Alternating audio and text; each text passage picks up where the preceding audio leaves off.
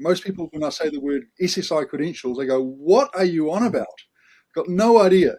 It's very hard for people outside of the self-sovereign identity world to really relate to what a credential is. And so we're not sort of looking at saying, okay, here's this wonderful technical solution, you go use it. We're trying to make it more sort of relatable to the day-to-day world.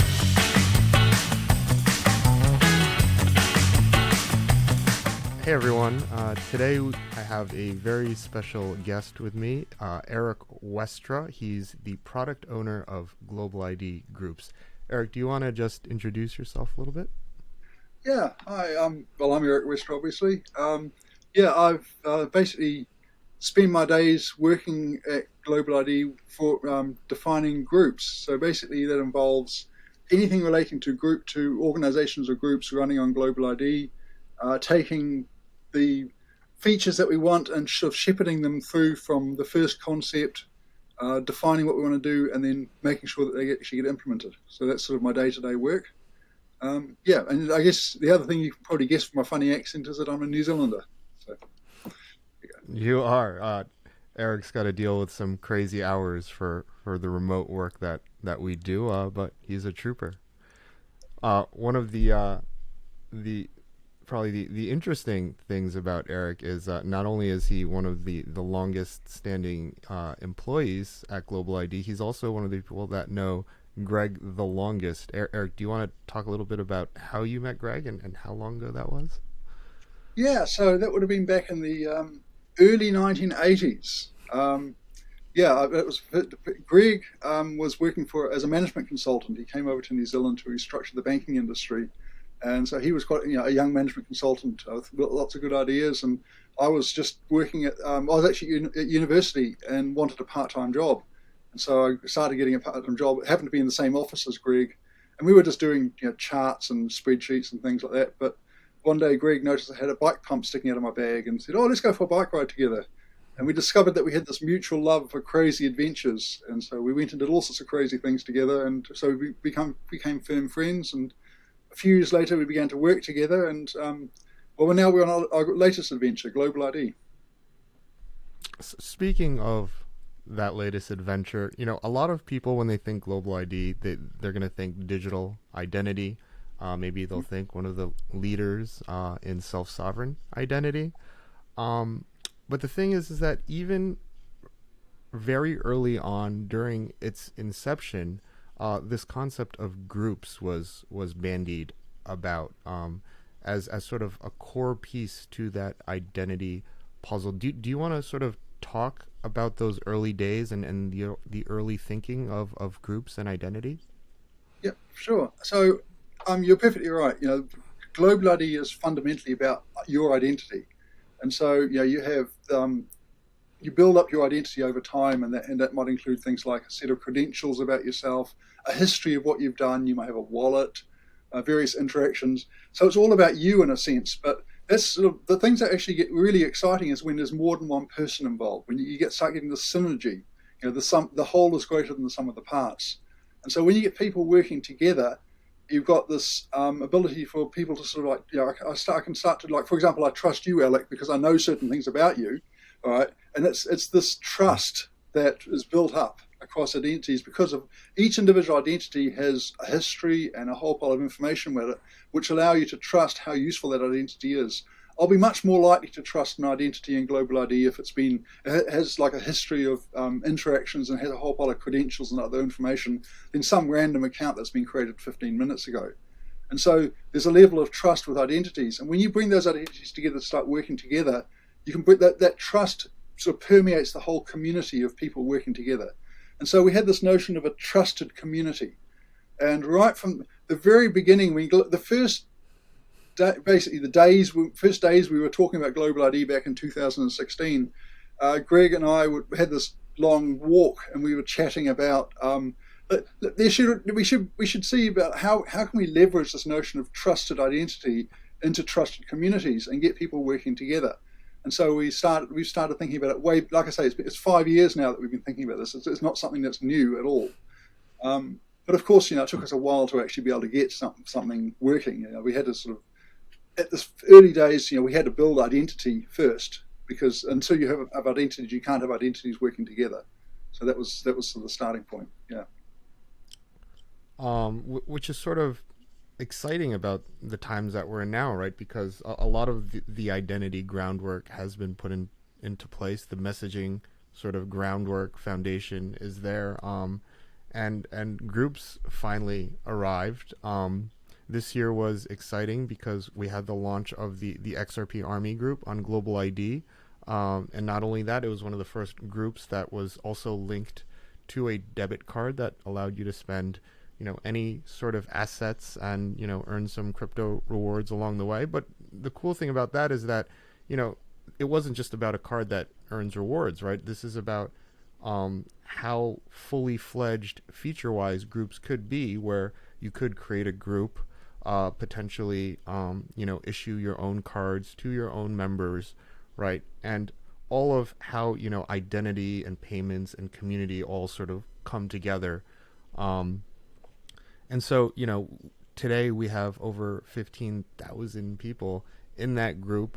We've seen a huge increase in usage. People are creating their own groups. They're creating channels. Must be super exciting for you to see, having, seen us come all this way. Where are we sort of going next? You're working on this. I'm sure you're very excited about the future roadmap. Can you talk a little bit about where we are and where we're going? Yep, sure. So when we started building groups, and you're right, it took us a while to get there. It wasn't really until about 18 months ago that we actually could start to actually build the group system out. The first thing we had to do was just the basic management of groups, like allowing someone to define a group, setting up who are the members of the group, who can join the group, who can administer the group, that kind of thing. It's all very sort of workaday, boring functionality, but we needed to get that in place first. So the question really is, though, once you're part of a group, what can you do with it? And the great thing is we had built this wonderful toolkit for sending and receiving messages. And so you can define messaging channels, and people can have conversations within these channels, and we can have a private one-to-one or multi-person chat, and we can talk about whatever we want. So it was all about talk, about chat, and of course communication is a huge part of community. And so the natural thing to do was to say, okay, we're going to bring messaging into groups. And that was really our main focus at this, up to now, has been around messaging within groups. And I think if you look at the groups interface today, the first thing you see, of course, is all the messaging channels. And most people who participate in groups will be participating in it for messaging. But that's just one part of what we've got planned for groups. There's obviously, you mentioned the wallet. That is something that's very exciting. And we're looking at bringing merchants into GlobaliD as groups within GlobaliD, and letting them have their own reward cards, or having various. I can get my, I don't know, what is it, Barnes and Noble debit card or whatever. We have that sort of capability. Another thing that we're starting to work towards, and we're still sort of building at the moment, is what we call group issued credentials. Now, group issued credentials are verifiable self-sovereign credentials that can be issued to GlobaliD users. Now, I've just said a whole pile of gobbledygook. Most people, when I say the word SSI credentials, they go, what are you on about? Got no idea. It's very hard for people outside of the self-sovereign identity world to really relate to what a credential is. And so we're not sort of looking at saying, okay, here's this wonderful technical solution, you go use it. We're trying to make it more sort of relatable to the day-to-day world. And so in a technical level, a credential is something that is given to someone, and you can prove that credential hasn't been faked or modified, and that it was issued by a particular person or entity. So it's cryptographically proven that it hasn't been faked, and it did come from this company or whatever. But that doesn't mean much to the average user. I mean, how do they use that? So what we're doing is we're leveraging these credentials to create digital artifacts, things like tickets to a movie, or a certificate to show that you achieved something, or a license to say that you're allowed to perform a particular activity. And so these tickets, certificates, and licenses can be issued by approved people within a group to any GlobaliD user. And then you'll be able to use those tickets, certificates, and licenses to do useful things online and in the real world. An obvious example might be that you want to go to the movie theater, you've got to show your digital ticket credential. You want to apply for a job, you have to prove that you have received this license from a particular organization, from the building association has issued you a license, and so you can prove that you've got this license. So that's a very powerful feature. Another cool thing that we're working on, more sort of fun in a way, is what we call badges. Now, a badge is a little bubble that'll appear beside your name wherever you see it in GlobaliD. And we're starting out with using badges to highlight certain people who work for GlobaliD or who've done something special. For example, we have a number of people who helped out with the XRP Army group, and so we're giving them a badge that sort of lets them stand out from the crowd. So this is just the first version. Down the track, we're going to let groups define their own badges and assign them to people as part of giving someone a role. They'll get a badge, and you'll even be able to purchase badges. People will be able to you can pay $5 and get that you're a supporter of the group badge or something like that. So another feature we're working on is making groups and content within groups much more accessible outside of GlobaliD itself. At the moment, we've just finished implementing a feature where a group admin can turn on what we call a member invitation link, which is basically like a little, you just copy a URL that you can then share with your friends, and those friends can just click on that link, and it will guide them through the process of downloading the GlobaliD app, signing up, creating a GlobaliD identity, and joining the group, all in one nice, easy flow. So you want to join this group? This is how you do it. Alec, come and join my wonderful group. Click on this link, and then you'll be guided through the whole process. Okay. We're also making the group much more accessible, even if you're not signed into GlobaliD. So someone might share a link to the group or to some content within the group, and people can view that without even knowing that GlobaliD exists. And from there, if they decide they want to participate in the group's activities, then they can choose to create a GlobaliD identity and join the group. In the world we've got today, you've actually got to have a GlobaliD before you can access any of that. So this is changing that. It's kind of what I call viral onboarding for GlobaliD. By making all of the groups and the group content accessible outside of GlobaliD to people who've never heard of GlobaliD. So just making it more available. One of the big transitions that we're making right now is to shift the focus of groups towards what I call rich content. Now, content can be something as simple as an announcement that there's a union meeting next Thursday, or it might be an article that you've written saying how to create a Gantt chart using a spreadsheet, or it might be your resume, or a podcast, or a video that you've created. All of this content is put together into what I call the content feed. The content feed is kind of, imagine a blog. You've got a whole pile of blog posts, one after the other. And these might be sorted chronologically, they could be sorted alphabetically, or you might organize them by tags and filtering and things like that. So we have a very simple first version of the feed today, and we called it the announcement feed. And you see it when you go to the homepage for the group. So we have this content feed where people can create posts about various things, and members can then start to interact around that content. So far, the only interaction we've implemented is commenting. So you can leave a comment about a post, and people can reply to your comments, and you can start to have a conversation around the topic of the post. But looking forward, we've got a lot of other things we want to do with posts. One of the things we want to allow is people will be able to tip the author of a post. So, hey, that was really awesome. I got so much value out of that. I'm going to give you $5 for that. Thank you. Or you can give the obvious Facebook style thumbs up type reaction. Another one we're looking at is voting around posts. So imagine you have a group that's like a circle of friends, and someone creates a post saying, hey, Christmas is coming up. It'll be really good if we could have a vacation. Why don't we have a vacation together? I'm not sure where we should go, but there's this great place at Lake Tahoe. There's something down at Big Sur, and maybe we could go to Seattle. What do you guys think? And you can set up a poll and have the members of the group vote and decide in a completely trusted way where they want to go. And then it's very obvious this is the decision that was made collectively by the group. So we got commenting, tipping, reactions, voting, all around the rich content within a group. And a big part of what we're doing is basically improving the content and the way that users engage around that content. So while at the moment there's only one content feed in a group, and we called it What's New, we're going to let group admins define multiple feeds within a group, and each feed will have a different purpose. So one of the feeds might be like a company directory, and each of the posts might be like like a bio for each of the people in the company and their position and a photo and that kind of thing.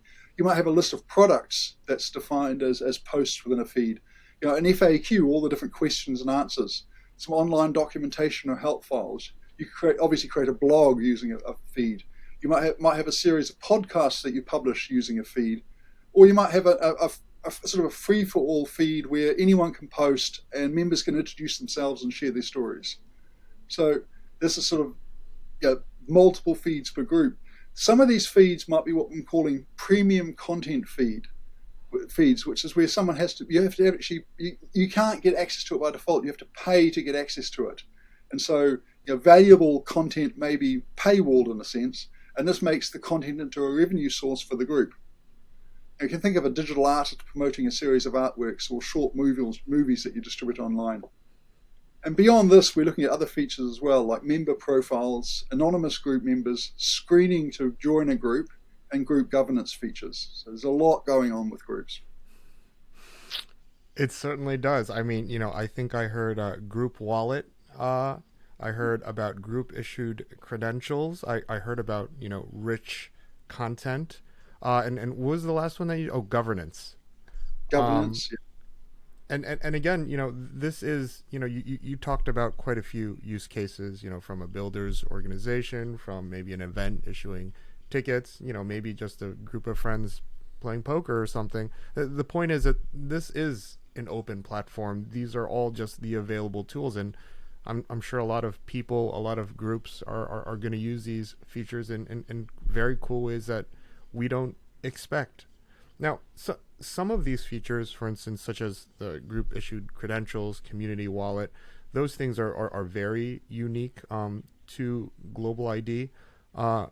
Some of the things, on the content side, there is some overlap maybe with other platforms, such as Facebook groups, Discord communities, potentially. What you use the term trusted community, do you want to talk about that trusted part and where the differentiation is for, a GlobaliD group versus anything else out there? Yep, sure. So like Facebook, okay, you can create a group in Facebook and people can join that group. Fine, anyone can create a Facebook profile in 30 seconds. There's nothing really stopping any, and then it's happening all the time that someone will create a Facebook profile. They get added to a group and they start advertising. Hey, buy Ray-Ban sunglasses. There's lots of spam going on. So there's a very low level of trust there.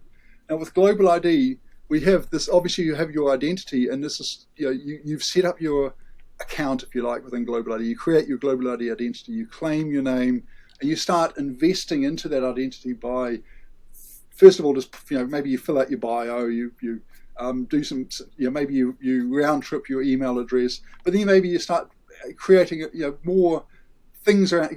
Greg has this wonderful phrase, a bundle of sticks that comes with your identity. There's a whole bunch of things that come with your identity. So maybe I submit my driver's license or my, proof that I have a bank account, or there's all sorts of different credentials that you can then link to your identity, and so that becomes your identity becomes less throwaway. I mean, it's someone could come and download I could buy a phone, download the GlobaliD app onto it and just create some dummy identity there. But there's not really anything invested in it. But the identities where there's something invested in, and I've actually spent time and effort to create that identity, I don't want that to be thrown away. So if I use my GlobaliD identity to start selling Ray-Ban sunglasses on some group, it'll come back and bite me. It means my identity becomes devalued. The level of trust in my identity will go down. So I want, in a sense, I'm encouraged to keep that, to nurture my identity. Now, when I go to join a group, one of the things that we can do is obviously like reputation. Oh, don't trust Erik. He's bad. There's that sort of like ad hoc level of sort of distrust. But there's also the ability to what we do call screening, and this is one of the wonderful things that we can do. Is like you can actually require people to provide certain pieces of information when they join the group. And a simple example might be an age-based verification. You must be over 18 to join this group. and you can't fake that. It's not something that you can. It's not like a group where someone's are you over 18? Yes or no? Well, of course I am. There's nothing proving that I am. But using credentials, we can actually link that to say a passport or something like that, where the proof of the age is, you can guarantee that it's there without revealing your information. So I don't need to actually show you my passport when I join the group, but I can digitally prove that yes, in the passport is my date of birth, and based on my date of birth, I am indeed over 18, and that is proven, so that I can so that when I join the group, the people in the group know that I'm over 18. And obviously, that over 18 is just one example, but there's lots of different. You might have that you are living in California, for example, or that you have a license to build houses, or whatever, or driver's license, or gun license, or whatever it might be. So we can screen on this, and have the ability to only allow people into a group if they have got this particular set of criteria that we've decided are important to maintain the quality of the group. It's Obviously, there's other. it's Sorry, yeah. Oh, no, no, continue. I thought you were finished there. No. I was just going to say that I think that there's other things as well. Like obviously, people can be removed from groups. Like if I do that silly thing where I start selling Ray-Ban sunglasses in a group, the admins will soon sort of stomp down on that and ban me from the group and prevent me from accessing it as well. But also we have this notion of vouching that you may need to be able to be that. Alec, you can vouch for me because I've worked with you for a few years and you trust me, so you might vouch for me, and that could be another tick against my name. And of course, I won't get those ticks if I've been behaving badly. So there's lots of different ways in which we can encourage people to behave well, to nurture their identity and not ruin their reputation.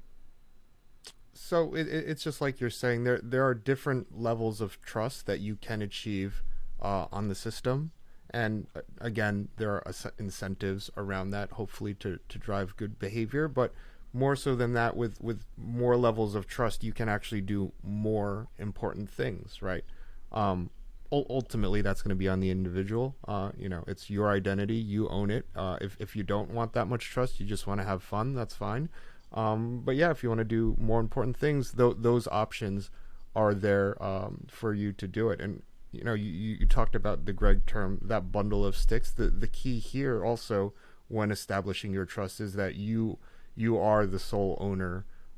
You are in control of your identity and your data, right? This is your choice. It's if you want to move forward and verify your age and join these other communities, that's up to you, and it's up to communities how they want to run them. Exactly. So there's one of the phrases we've used quite a bit is the idea that identity is both a right and a responsibility. Yeah. So you've got the ability. I can create an identity and it's mine. It's my right to have an identity. But at the same time, there's if I want to participate in this group, and perhaps participating in this group is part of my job. And so, in order to be able to do my job, I have the responsibility to provide the information. So, for example, I may need to prove my age to be able to participate. So, having that sort of that information that I've hoarded over time, I've collected up all of these credentials, and I'm using them in order to enable me to perform certain actions within the system. And groups, obviously, interacting in groups is a big part of that. Well, I think to your point, right? Often online or even in the real world these days, with sort of COVID vaccine credentials and age verification online, a lot of that has to rely on the honor system still. But now we actually have a system in place where you can actually keep your data private, but still prove certain aspects of yourself to gain access in a safe, secure way, and hopefully an inclusive way. You mentioned a bunch of features in groups. Maybe a two-part question. What are we going to see soonest, and also what are you most excited about? Okay, well, the thing that's coming out, we're at the point now of working on, group issue credentials is coming out very soon. That's the web UI for that is being built now as we speak. Badges will be out in a few weeks' time, and other things going forward beyond that. Those are the immediate things. The things that I'm most excited about, well, we talked about this idea that you might have to have use screening to join a group. So you may have to prove that you're over 18, that you live in California, and have a valid driver's license. And so, but imagine that you've got this group set up that once you actually are in that group, you'll be able to start delivering parcels within your local area. That you start actually earning money through the group. We've got the group wallet, so why not be able to pay people through the wallet? And so being able to run a business is the most exciting thing for me. That the day that someone starts earning money, earning a living through GlobaliD by running a group is going to be a very good day for me. That's I don't know what the business will be. It might be something like somebody running a property management business. It might be an artist selling their content, or someone running an agency for babysitters. Who knows what it will be? But I know that we're building the right tools to allow people to run a commercial venture through GlobaliD, and when that happens, that's going to be awesome. I love it, Erik. You've certainly got me excited as well. Thank you for your time. Anything else you'd like to add? No, not at this stage. All right, great. Well, thank you for taking the time. Thank you for giving this comprehensive overview of groups and what's next. I know a lot of XRP Army group members will be very excited to hear about some of these new features and new GlobaliD members as well. All right. Thanks, everyone, and we'll see you on the next one.